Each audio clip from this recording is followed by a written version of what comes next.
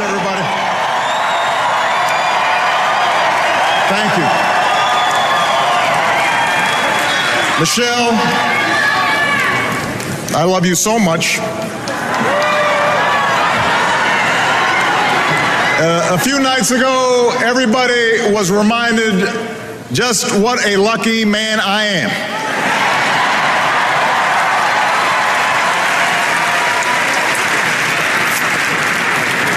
Malia and Sasha, we are so proud of you.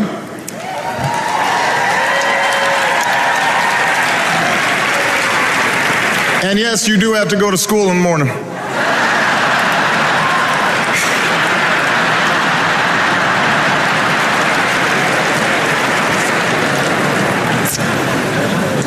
And Joe Biden, thank you for being the very best vice president I could have ever hoped for, and being a strong and loyal friend.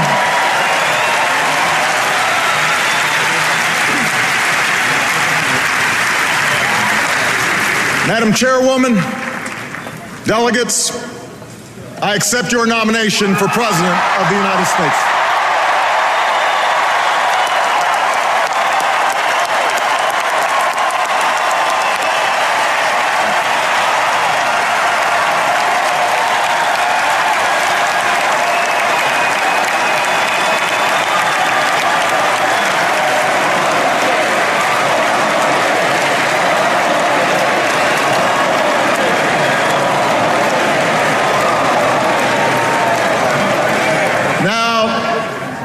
The first time I addressed this convention in 2004, I was a younger man. A Senate candidate from Illinois who spoke about hope. Not blind optimism, not wishful thinking, but hope in the face of difficulty. Hope in the face of uncertainty. That dogged faith in the future which has pushed this nation forward even when the odds are great. Even when the road is long. 8 years later, that hope has been tested by the cost of war, by one of the worst economic crises in history, and by political gridlock that's left us wondering whether it's still even possible to tackle the challenges of our time. I know campaigns can seem small, even silly sometimes. Trivial things become big distractions. Serious issues become sound bites. The truth gets buried under an avalanche of money and advertising. I mean, if you're sick of hearing me approve this message, believe me, so am I.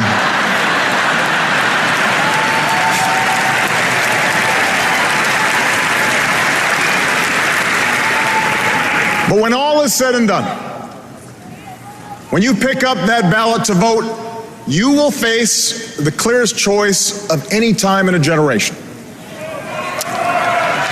Over the next few years, big decisions will be made in Washington on jobs, the economy, taxes and deficits, energy, education, war and peace. Decisions that will have a huge impact on our lives and on our children's lives for decades to come. And on every issue, the choice you face won't just be between two candidates or two parties. It will be a choice between two different paths for America. A choice between two fundamentally different visions for the future. Ours is a fight to restore the values that built the largest middle class and the strongest economy the world has ever known.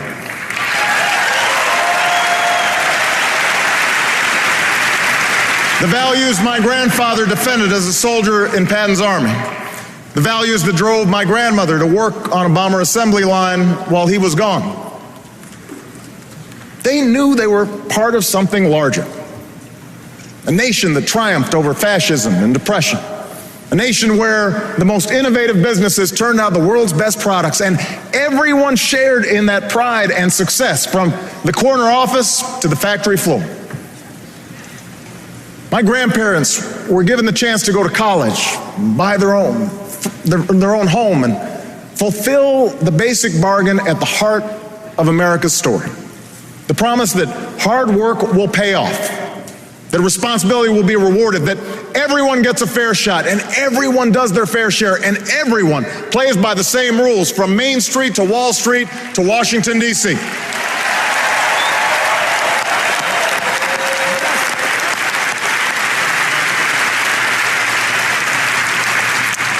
And I ran for president because I saw that basic bargain slipping away.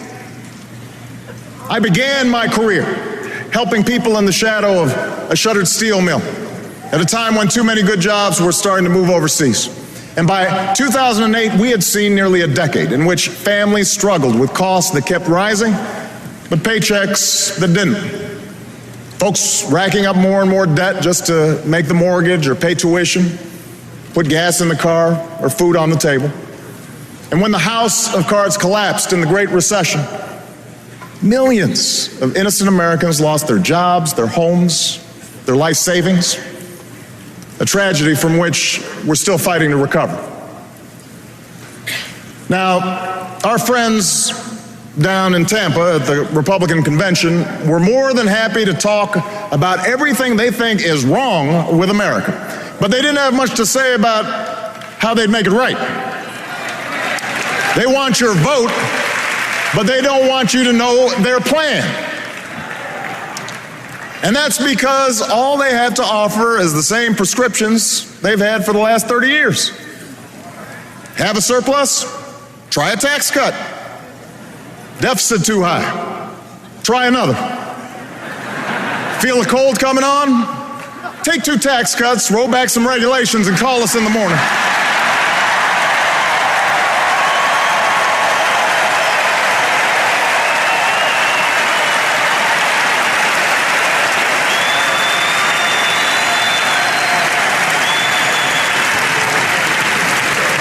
Now, I've cut taxes for those who need it. Middle-class families, small businesses. But I don't believe that another round of tax breaks for millionaires will bring good jobs to our shores or pay down our deficit. I don't believe that firing teachers or kicking students off financial aid will grow the economy or help us compete with the scientists and engineers coming out of China. After all we've been through, I don't believe that rolling back regulations on Wall Street will help the small businesswoman expand or the laid-off construction worker keep his home. We have been there. We've tried that, and we're not going back. We are moving forward, America.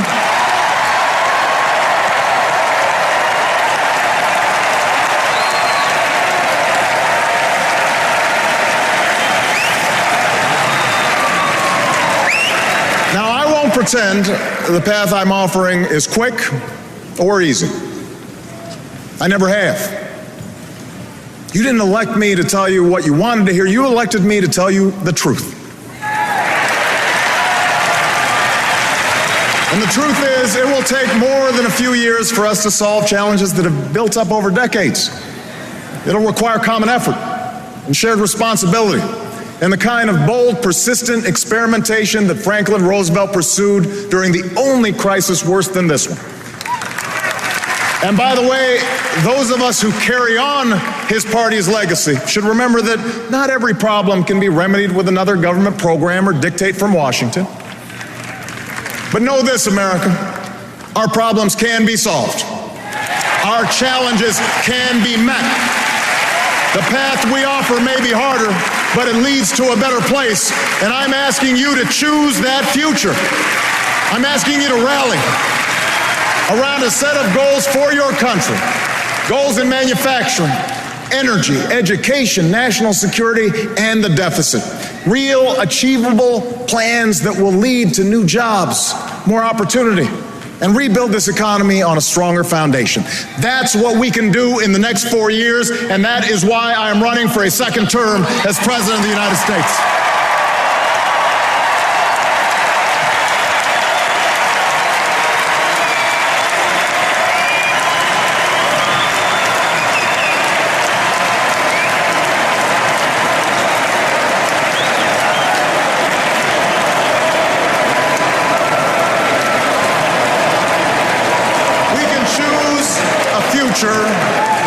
where we export more products and outsource fewer jobs.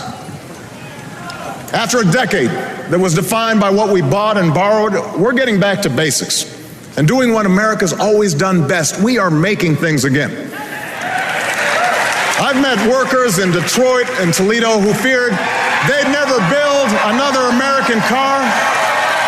And today they can't build them fast enough because we reinvented a dying auto industry that's back on the top of the world. I've worked with business leaders who are bringing jobs back to America, not because our workers make less pay, but because we make better products, because we work harder and smarter than anyone else. I've signed trade agreements that are helping our companies sell more goods to millions of new customers, goods that are stamped with 3 proud words, made in America.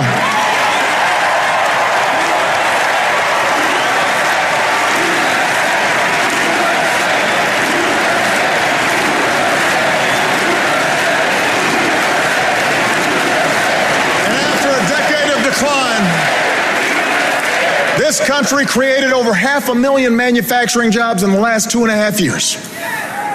And now you have a choice. We can give more tax breaks to corporations that ship jobs overseas, or we can start rewarding companies that open new plants and train new workers and create new jobs here in the United States of America.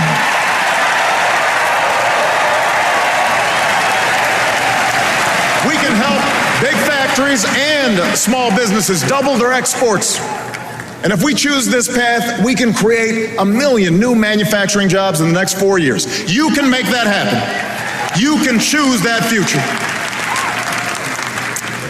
You can choose the path where we control more of our own energy.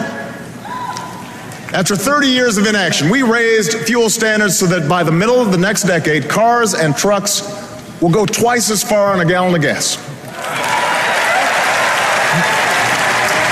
We have doubled our use of renewable energy, and thousands of Americans have jobs today building wind turbines and long-lasting batteries. In the last year alone, we cut oil imports by 1 million barrels a day, more than any administration in recent history. And today, the United States of America is less dependent on foreign oil than at any time in the last 2 decades.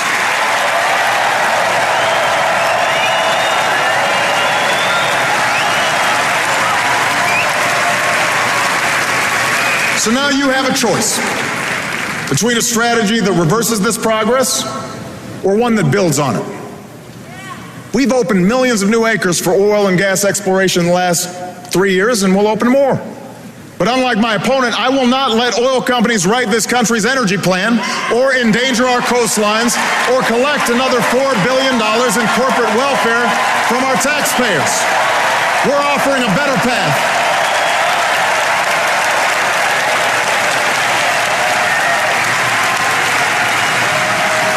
We're offering a better path,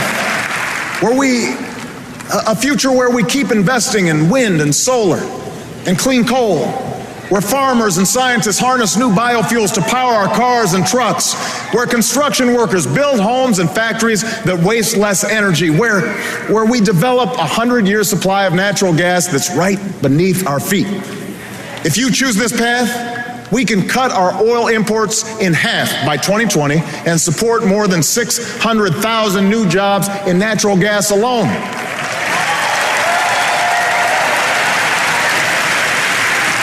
And yes, my plan will continue to reduce the carbon pollution that is heating our planet, because climate change is not a hoax. More droughts and floods and wildfires are not a joke. They are a threat to our children's future, and in this election, you can do something about it.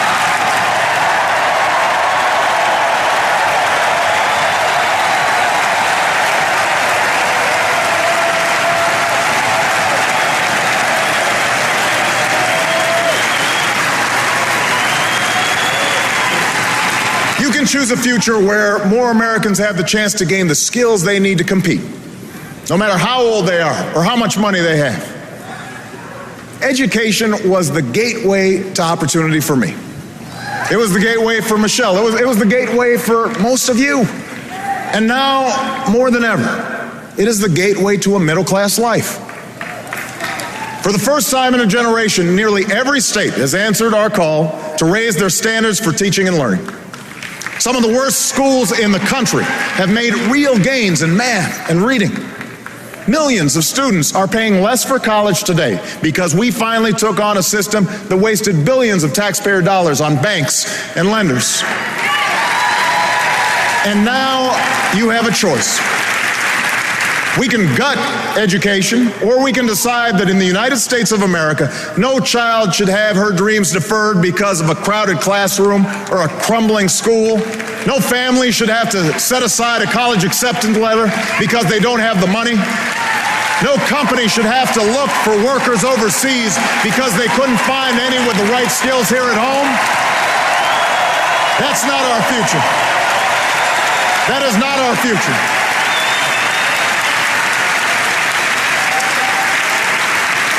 The government has a role in this, but teachers must inspire, principals must lead, parents must instill a thirst for learning, and students, you got to do the work. And together, I promise you, we can out-educate and out-compete any nation on earth. So help me recruit 100,000 math and science teachers within 10 years and improve early childhood education. Help give 2 million workers the chance to learn skills at their community college that will lead directly to a job. Help us work with colleges and universities to cut in half the growth of tuition costs over the next 10 years. We can meet that goal together. You can choose that future for America.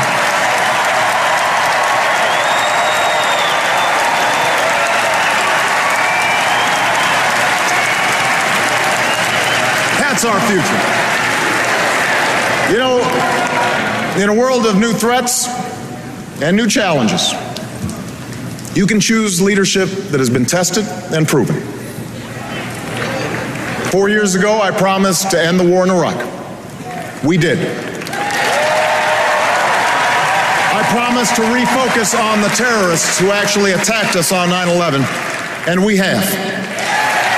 We've blunted the Taliban's momentum in Afghanistan, and in 2014, our longest war will be over.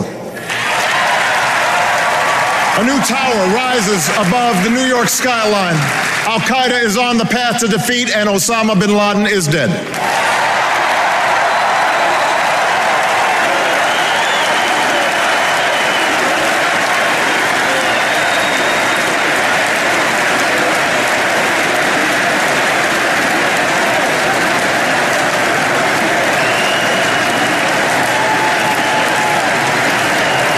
Tonight, we pay tribute to the Americans who still serve in harm's way.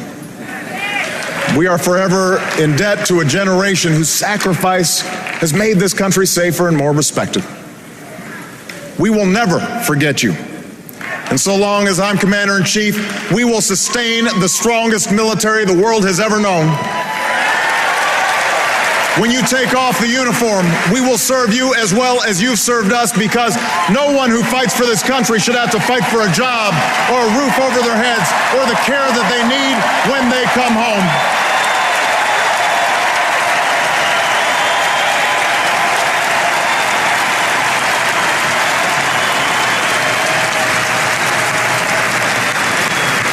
Around the world, we've strengthened old alliances and forged new coalitions to stop the spread of nuclear weapons. We've reasserted our power across the Pacific and stood up to China on behalf of our workers. From Burma to Libya to South Sudan, we have advanced the rights and dignity of all human beings, men and women, Christians and Muslims and Jews. But for all the progress that we've made, challenges remain. Terrorist plots must be disrupted. Europe's crisis must be contained.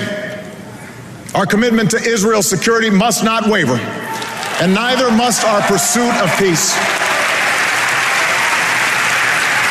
The Iranian government must face a world that stays united against its nuclear ambitions. The historic change sweeping across the Arab world must be defined not by the iron fist of a dictator or the hate of extremists, but by the hopes and aspirations of ordinary people who are reaching for the same rights that we celebrate here today. So now we have a choice.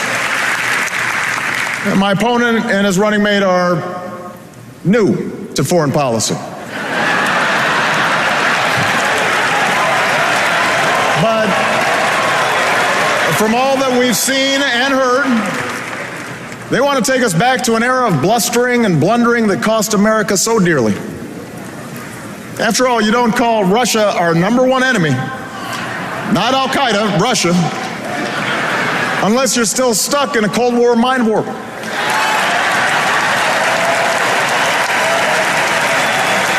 You might not be ready for diplomacy with Beijing if you can't visit the Olympics without insulting our closest ally.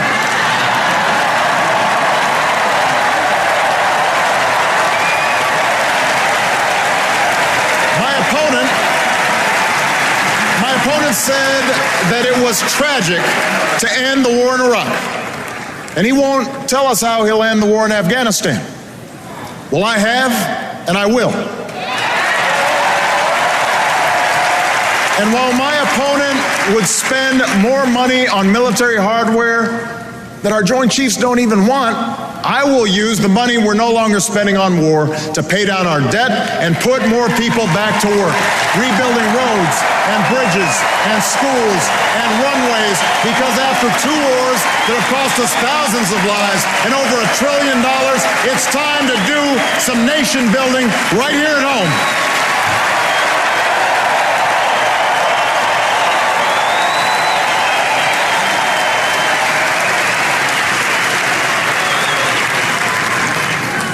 You can choose a future where we reduce our deficit without sticking it to the middle class. Independent experts say that my plan would cut our deficit by $4 trillion. And last summer I worked with Republicans in Congress to cut $1 billion in spending, because those of us who believe government can be a force for good should work harder than anyone to reform it so that it's leaner and more efficient and more responsive to the American people.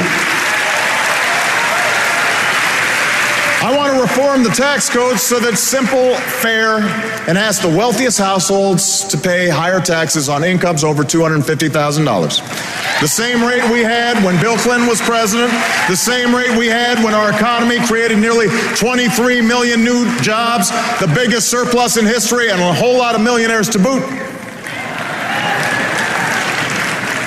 Now, I'm still eager to reach an agreement based on the principles of my bipartisan debt commission.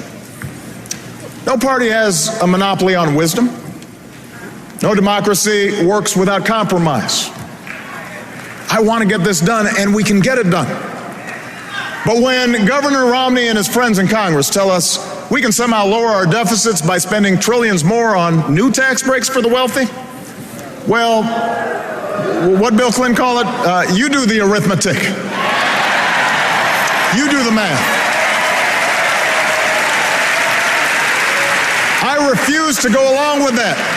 And as long as I'm president, I never will. I refuse to ask middle-class families to give up their deductions for owning a home or raising their kids just to pay for another millionaire's tax cut. I refuse to ask students to pay more for college or kick children out of Head Start programs to eliminate health insurance for millions of Americans who are poor and elderly or disabled. Also, those with the most can pay less. I'm not going along with that.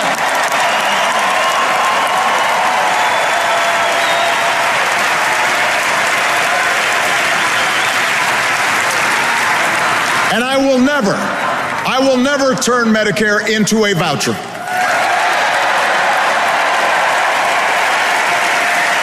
No American should ever have to spend their golden years at the mercy of insurance companies.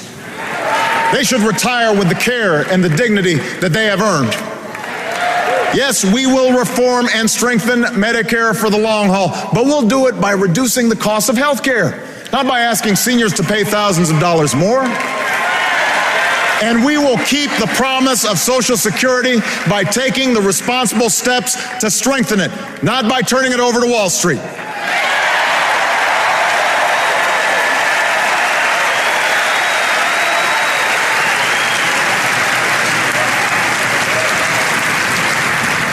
This is the choice we now face.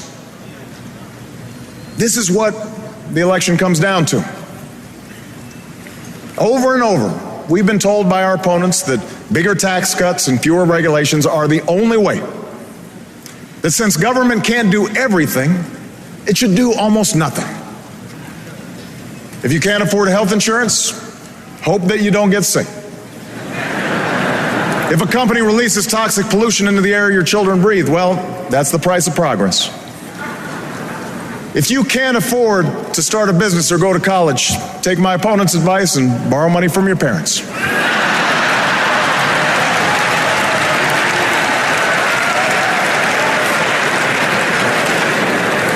You know what? That's not who we are. That's not what this country's about. As Americans, we believe we are endowed by our Creator with certain inalienable rights, rights that no man or government can take away. We insist on personal responsibility and we celebrate individual initiative. We're not entitled to success. We have to earn it. We honor the strivers, the dreamers, the risk takers, the entrepreneurs who have always been the driving force behind our free enterprise system, the greatest engine of growth and prosperity that the world's ever known. But we also believe in something called citizenship. Citizenship, a word at the very heart of our founding, a word at the very essence of our democracy. The idea that this country only works when we accept certain obligations to one another and to future generations. We believe that when a CEO pays his auto workers enough to buy the cars that they build, the whole company does better. We believe that when a family can no longer be tricked into signing a mortgage they can't afford, that family's protected, but so is the value of other people's homes. And so is the entire economy. We believe the little girl who's offered an escape from poverty by a great teacher or a grant for college could become the next Steve Jobs, or the scientist who cures cancer, or the President of the United States, and it is in our power to give her that chance.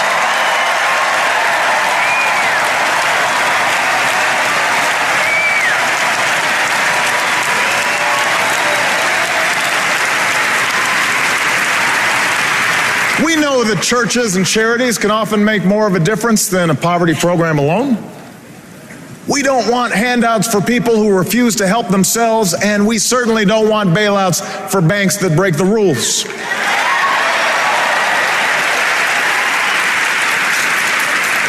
We don't think the government can solve all of our problems, but we don't think that the government is the source of all of our problems, any more than our welfare recipients, or corporations, or unions, or immigrants, or gays, or any other group we're told to blame for our troubles.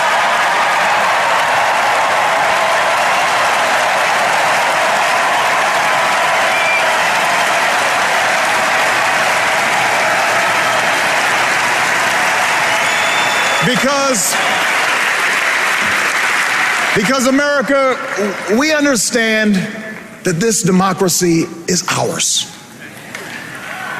We, the people, recognize that we have responsibilities as well as rights, that our destinies are bound together, that a freedom which asks only what's in it for me, a freedom without a commitment to others, a freedom without love or charity or duty or patriotism is unworthy of our founding ideals and those who died in their defense.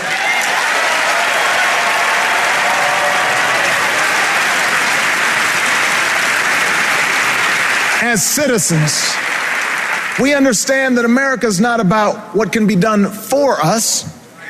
It's about what can be done by us, together, through the hard and frustrating but necessary work of self-government. That's what we believe. So you see, the election 4 years ago wasn't about me. It was about you. My fellow citizens, you were the change. You're the reason there's a little girl with a heart disorder in Phoenix who'll get the surgery she needs because an insurance company can't limit her coverage. You did that.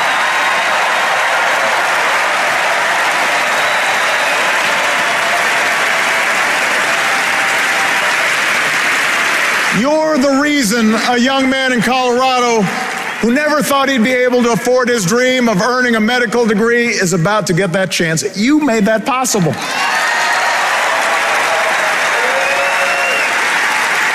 You're the reason a young immigrant who grew up here and went to school here and pledged allegiance to our flag will no longer be deported from the only country she's ever called home. Why selfless soldiers won't be kicked out of the military because of who they are or who they love. Why thousands of families have finally been able to say to the loved ones who served us so bravely, welcome home. Welcome home. You did that. You did that. You did that. If you turn away now, if you buy into the cynicism that the change we fought for is impossible, well, change will not happen.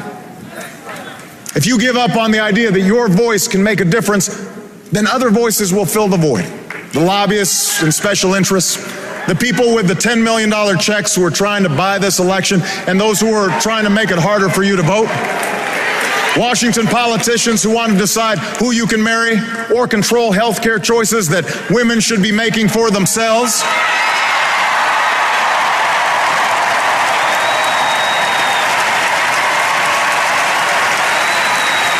Only you can make sure that doesn't happen.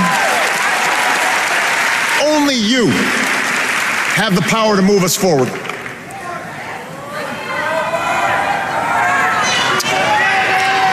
You know,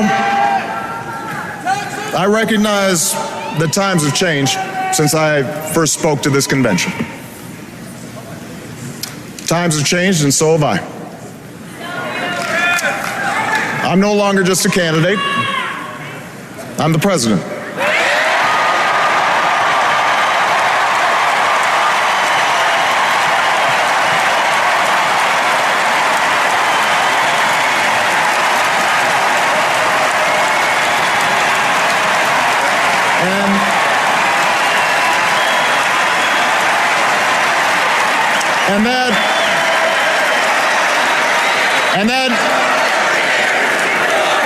And that means I know what it means to send young Americans into battle.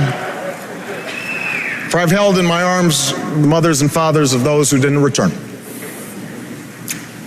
I've shared the pain of families who've lost their homes and the frustration of workers who've lost their jobs.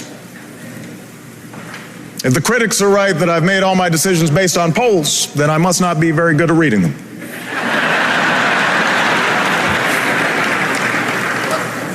And while I'm very proud of what we've achieved together, I'm far more mindful of my own failings, knowing exactly what Lincoln meant when he said, I have been driven to my knees many times by the overwhelming conviction that I had no place else to go.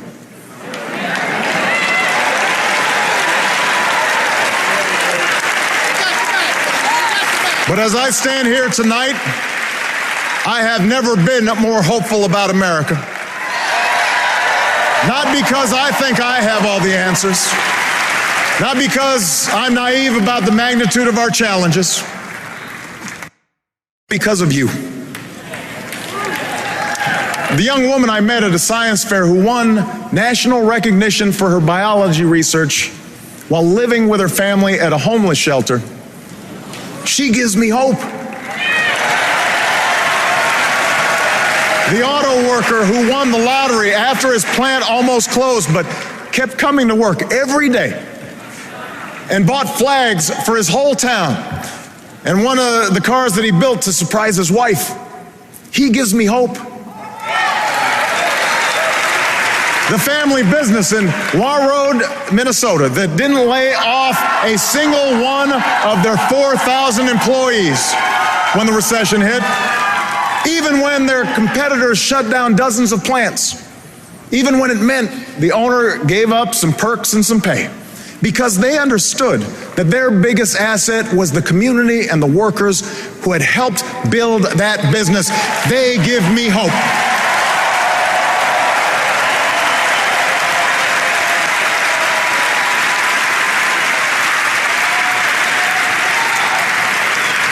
I think about the young sailor I met at Walter Reed Hospital, still recovering from a grenade attack that would cause him to have his leg amputated above the knee.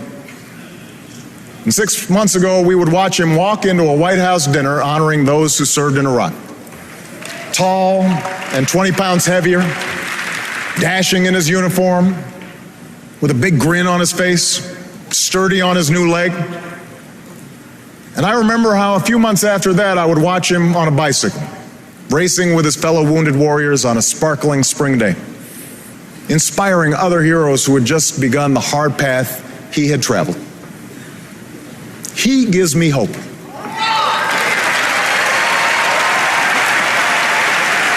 He gives me hope. I don't know what party these men and women belong to. I don't know if they'll vote for me. But I know that their spirit defines us. They remind me in the words of Scripture that ours is a future filled with hope. And if you share that faith with me, if you share that hope with me, I ask you tonight for your vote.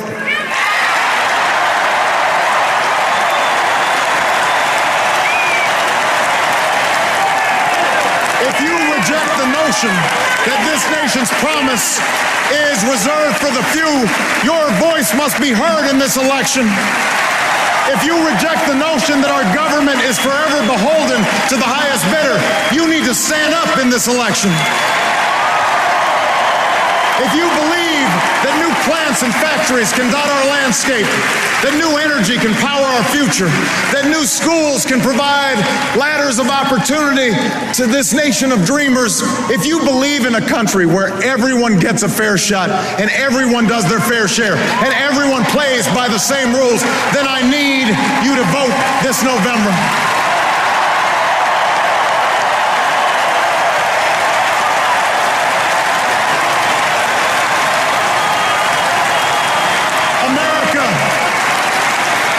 Said this journey would be easy, and I won't promise that now.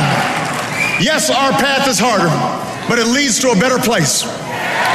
Yes, our road is longer, but we travel it together. We don't turn back. We leave no one behind. We pull each other up. We draw strength from our victories, and we learn from our mistakes, but we keep our eyes fixed on that distant horizon, knowing the providence is with us and that we are surely blessed to be citizens of the greatest nation on earth. Thank you. God bless you. And God bless.